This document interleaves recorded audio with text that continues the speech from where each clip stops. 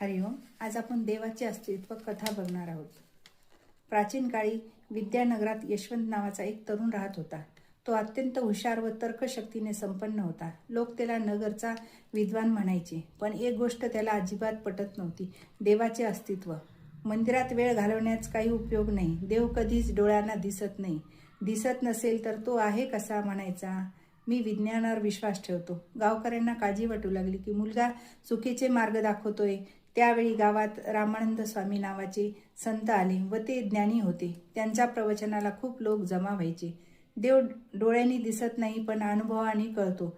जसं प्रेम, वारा, वीज हे सगळं दिसत नाही पण आहे. मंदिरात प्रवचन चालू झाले. यशवंतही तिथे आला होता. प्रवचनानंतर तो संताकडे गेला व तो म्हणाला, स्वामीजी, तुम्ही म्हणता देव सर्वत्र आहे, पण तो मला दिसत नाही. मी जो पाहतो त्यावरच विश्वास ठेवतो. तुम्ही म्हणता देव आहे, तर मला दाखवा. सगळे लोक शांत झाले. स्वामी काय उत्तर देतील. स्वामींना याबद्दल आपल्याजवळ बोलवले व बाळा, मी तुला थेट देव दाखवू शकत नाही, पण तुला अशा गोष्टी दाखवू शकतो की ज्यामुळे तुला जाणवेल की देव आहे. यशवंत ठीक आहे म्हणाला. संत विचारतात, तुझ्याकडे वीज आहे का? यशवंत म्हणाला की हो. वीज तुला दिसते का? नाही, पण लाईट लावल्याबरोबर प्रकाश दिसतो ना, म्हणजेच वीज दिसत नाही पण तिचा परिणाम दिसतो. तसंच देवाचे आहे. तो डोळ्याला दिसत नाही पण त्याची कृपा, त्याची शक्ती जीवनात दिसते. मंद वारा झाडाच्या पानांना हळवत होता व संत म्हणून हसून म्हणाले, बाळा, तुला हा वारा दिसतो का? यशवंत नाही म्हणाला. तो डोळ्यांना दिसत नाही पण तो आहे असंच तुला वाटतं का? हो, कारण मला त्याचा स्पर्श जाणवतो. तसंच देव आहे. त्याला डोळ्यांनी बघता येत नाही पण त्याची जाणीव मनाला आणि आत्म्याला होते.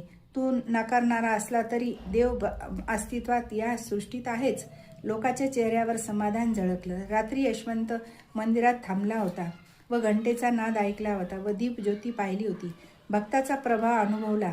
त्याच्या मनात शांतता दाटली व दुसऱ्या दिवशी यशवंतला संतांनी बोलवले. म्हणाले, बाळा, देवाला विज्ञानाच्या तोलमापात मोजता येत नाही.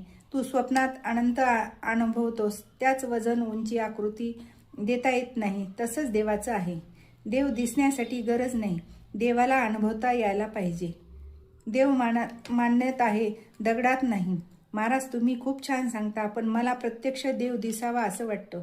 देव नुसतंच चमत्कार नाही तर करुणेतूनच अनुभवले सत्य आहे. जेव्हा तुझ्या मनाला करुणेशिवाय हलकं होतं तेव्हा समज की देवानी स्पर्श करते.